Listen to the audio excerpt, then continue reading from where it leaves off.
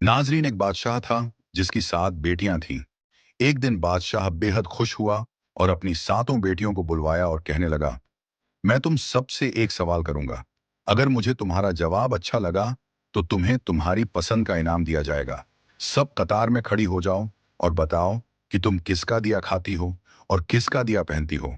पहली 6 बेटियों ने जवाब दिया, ए अब्बा हुजूर, हम आपका दिया खाती हैं और आपका दिया पहनती हैं। ये सुनकर बादशाह बेहद खुश हुआ और उन बेटियों को उनकी पसंद की चीजें देती। जब सबसे छोटी बेटी की बारी आई तो बादशाह ने उसकी जानिब देखा। उसकी आंखों में मासूमियत और एतमाद लग रहा था। वो धीरे से मुस्कुराई और अपने साफ और मजबूत लहजे में बोले, ए अब्बा हुजूर, मैं अल्लाह का दिया हुआ खाती हूँ और अल्लाह का दिया हुआ पहनती हूँ। यही मेरा नसीब है, जो मेरे रब ने मेरे लिए लिखा है। जो कुछ भी मेरे पास है वो उसी की इनायत है। ये अल्फाज सुनकर दरबार में एक लम्हे के लिए खामोशी छा गई। यह जवाब एक आम जुमला नहीं था, बल्कि तबक शुक्र और हकीकी समझ का कास था। उसके लहजे में ऐसी गहराई थी कि हर शख्स हैरत ज़दा हो गया। उसकी बात में एक गैर मामूली सच्चाई और आजिश छुपी थी, जैसे वह दुनिया की तमाम नेमतों को हकीकी मालिक की तरफ मंसूब कर रही हो। बादशाह के चेहरे पर गुस्से और हैरत के मिले जुले जज्बात थे। वो शायद ऐसे जवाब की तवक्को नहीं कर रहा था, लेकिन यह छोटी सी शहजादी अपनी उम्र से कहीं ज्यादा समझदार और दाना लग रही थी। उसकी बात में एक खामोश पैगाम यह भी था कि हकीकी शुक्रगुजारी इंसान को जमीन से उठाकर आसमान की बुलंदियों तक पहुंचा सकती है, बशर्ते कि वह दिल से अल्लाह पर यकीन रखे। बादशाह यह सुनकर गुस्से से कांप उठा। उसके चेहरे पर गुस्से की सुर्खी नुमाया हो गई और डरते हुए बोला, ऐ कम बख्त, तुमने मेरी नाशक की है, मेरे एहसाना को नजरअंदाज किया है। ऐसी गुस्ताखी की सजा जरूर मिलेगी। दरबार में सब लोग खामोश हो गए। छोटी शहजादी ने नरमी से जवाब दिया, जो हुक्म अब्बा हुजूर। उसके लहजे में ना ही कोई खौफ था न बगावत, बल्कि सिर्फ आजिज और अल्लाह पर यकीन की झलक थी। बादशाह गुस्से में आकर बोला, इस गुस्ताख को मौत की सजा दी जाए। सिपाहियों, इसे फौरन फांसी के लिए तैयार करो। यह सुनकर दरबार में हलचल सी मच गई। बादशाह की छोटी बेटी पर मौत की सजा सुनाना एक गैर मामूली बात थी। सबकी नजरें शहजादी पर थीं, जो उस वक्त पुरसुकून खड़ी थी। उसके चेहरे पर खौफ का कोई निशान नहीं था, बल्कि एक अजीब सा इत्मीनान था, जैसे वो जानती हो कि उसका रब उसके साथ है। इसी दौरान बादशाह का वजीर आगे बढ़ा। बादशाह के करीब आकर बोला, ए आलीजा, अगर इजाजत हो तो कुछ अर्ज करूं। बादशाह ने गुस्से से उसकी तरफ देखा और कहा, बोलो, लेकिन जल्दी करो। वजीर ने नरमी से कहा, बादशाह सलामत, ये आपकी अपनी बेटी है। अगरचे इसके अल्फाज आपको नागवार गुजरे हैं, लेकिन यह इसकी समझ और अकीद अरेस्ट संगीत। फिर वह सिपाहियों की तरफ मुड़कर बोला, ठीक है, इसे फांसी के बजाय जंगल में छोड़ाओ। मैं देखना चाहता हूं कि यह मेरे बगैर कैसे अल्लाह का दिया खाती है और अपने नसीब का पहनती है। सिपाही आगे बढ़े और शहजादी को ले जाने लगे, लेकिन शहजादी के चेहरे पर अब भी सुकून था, जैसे वह जानती हो कि यह आजमाइश भी उसके लिए अल्लाह की रहमत का दरवाजा खोले। कि दरबार में मौजूद सभी लोग हैरान थे कि यह लड़की किस कदर मजबूत ईमान और हौसले की मालिक है। शहजादी से तमाम जेवरात और कपड़े ले लिए गए और उसे तन्हा जंगल में छोड़ दिया गया, लेकिन शहजादी मुतमिन रही। उसका तवक्कुल अल्लाह पर था। वह जानती थी कि जो रिज्क अल्लाह ने उसके नसीब में लिखा है वो उसे जरूर मिलेगा। रात के करीब शहजादी ने जंगल में लकड़ियां इकट्ठी की ताकि आग जलाई जा सके।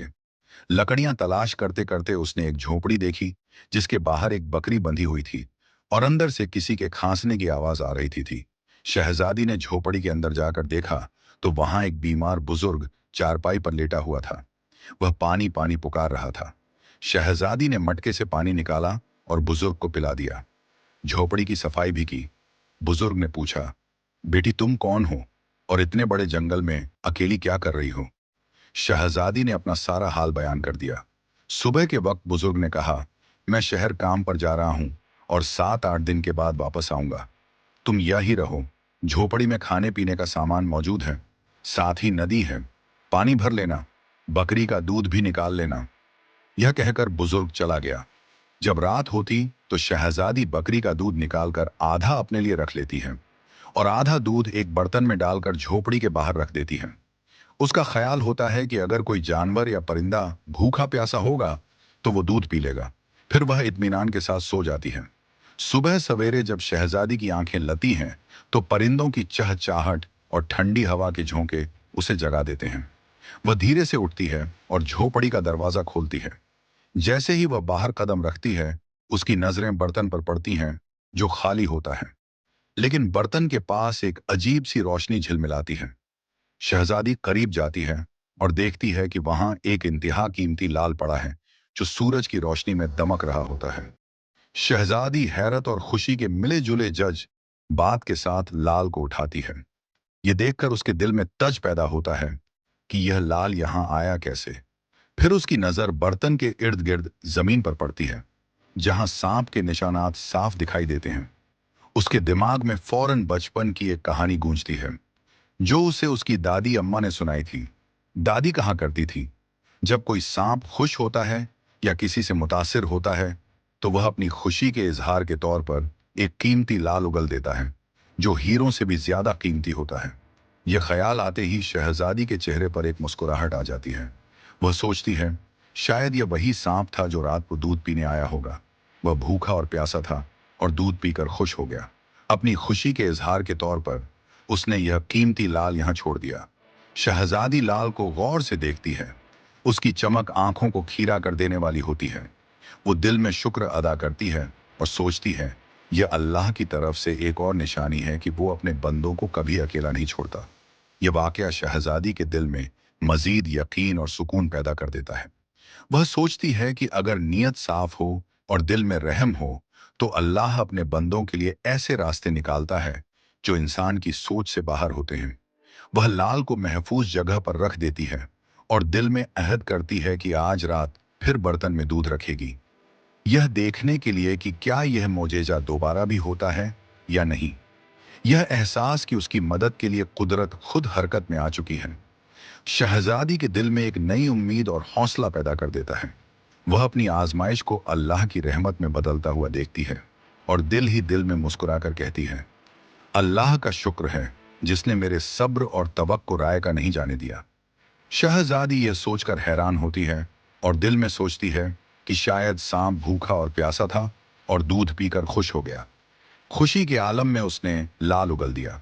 शाम होते ही शहजादी दोबारा दूध बर्तन में डालकर झोपड़ी के बाहर रख देती है और खुद सो जाती है। हर सुबह शहजादी देखती है कि बर्तन खाली है और एक नया लाल बर्तन के पास पड़ा हुआ है। इस तरह 7 दिन गुजरते हैं। हर दिन सांप दूध पीकर एक लाल उगल देता है। 7वें दिन वह बूढ़ा जई बुजुर्ग काम से वापस आता है। शहजादी उसे पूरा वाकया सुनाती है और 3 लाल उसे दे देती है। वो कहती है, आप शहर जाएं और इन लालों को बेचकर महल बनाने का सामान और मसूर ले आए। बाकी 4 लाल शहजादी एक माला की शक्ल में गले में पहन लेती हैं। कुछ ही महीनों में जंगल में एक शानदार महल तैयार हो जाता है। महल में हर किस्म की सहूल, नौकर चाकर और दुनिया की तमाम नेमतें मौजूद होती हैं। शहजादी एक लकड़ी की फैक्ट्री भी बनाती है, जहां गरीब मजदूर काम करके अपनी रोजी रोटी कमाते हैं। जंगल का यह इलाका आहिस्ता आहिस्ता एक शहर की शक्ल इख्तियार कर लेता है और दूर दूर तक उसकी शरत फैल जाती है। शहजादी के वालिद बादशाह तक भी यह बात पहुंच जाती है। बादशाह यह सोचता है कि देखो तो सही, यह कौन सी शहजादी है जिसने इतने कम वक्त में यह सब कुछ कर लिया। बादशाह अपने सिपाहियों के जरिए शहजादी को पैगाम भेजता है कि फुला मुल्क का बादशाह आपसे मिलना चाहता है। शहजादी सिपाहियों को पैगाम देती है कि दावत इस शर्त पर कबूल की जाएगी कि बादशाह अपनी तमाम बेटियों के साथ हमारे महल में तशरीफ लाए। बादशाह शर्त को कबूल कर लेता है और एक अपनी 6 बेटियों को लेकर महल में आ जाता है।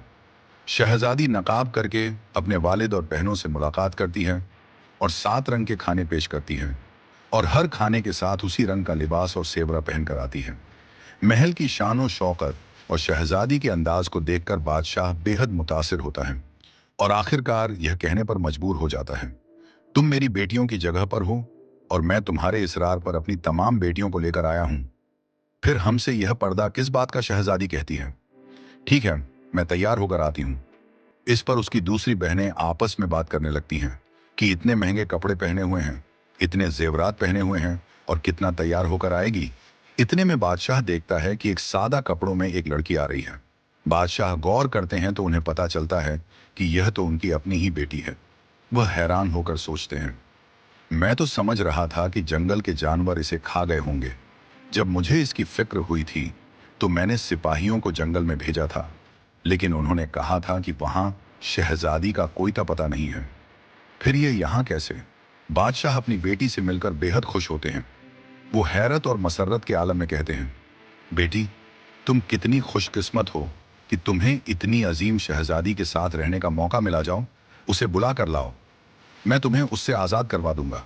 अगर तुम्हारी आज़ादी के बदले वह मुझसे मेरी सल्तनत भी मांगे तो मैं उसे देने के लिए तैयार हूं। यह सुनकर शहजादी ने एक लम्हे के लिए अपनी आंखें झुका ली। उसके चेहरे पर एक अजीब सी मुस्कुराहट फैल गई, गोया कोई छुपी हुई हकीकत सामने आने वाली हो। बादशाह और दीगर बहनें हैरानी से उसकी तरफ देखने लगी।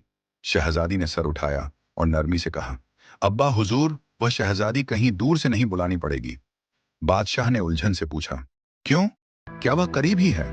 शहजादी ने मुस्कुराते हुए नकाब हटाया और कहा, क्योंकि वो शहजादी मैं खुद हूं। यह सुनकर बादशाह की आंखें हैरत से फैल गईं और दरबार में एक सनसनी सी दौड़ गई। हर कोई सख्ते में आ गया। बादशाह ने कदम बढ़ाए और हैरत के साथ बोले, यह कैसे मुमकिन है? तुम तो जंगल में अकेली थी। ये महल या शान और शौकत, ये सब कुछ तुमने कैसे हासिल कर दिया? शहजादी ने पूरा एतमाद लहजे में कहा, याद है अब्बा हुजूर, मैंने कहा था कि मैं अल्लाह का दिया हुआ खाती हूँ और अपनी किस्मत का पहनती हूँ। ये सब अल्लाह अल्लाह की इनायत है। आपने मुझे आजमाइश में डाला, लेकिन मेरे रब ने मुझे कामयाबी से नवाजा। ये महल, ये दौलत, ये सब मेरे रब का इनाम है। बादशाह ने गहरी सांस ली। उसकी आंखों में शर्मिंदगी और फख्र के मिले जुले जज्बात थे। वह बोले, बेटी, तुमने आज मुझे एक सबक सिखाया है जो मैं कभी नहीं भूलूंगा। शहजादी ने मुस्कुराते हुए कहा, आजमाइश हमें तोड़ने नहीं बल्कि मजबूत करने आती है अब्बा जान, और जब तवक्ल अल्लाह पर हो तो दुनिया की कोई ताकत हमें शिकस्त नहीं दे सकती। यह लम्हा बादशाह और सबके लिए एक गैर मामूली मोड़ बन गया, जहां एक बेटी ने अपने सब्र, तवक्ल और हौसले से साबित कर दिया कि अल्लाह के फैसले हमेशा बेहतरीन होते हैं। शहजादी मुस्कुराते हुए बोली, बाबा बात भूल गए क्या? बादशाह ने कहा, वो क्या? शहजादी ने कहा, मैंने आपसे कहा था कि मैं अल्लाह का दिया हुआ खाती हूँ।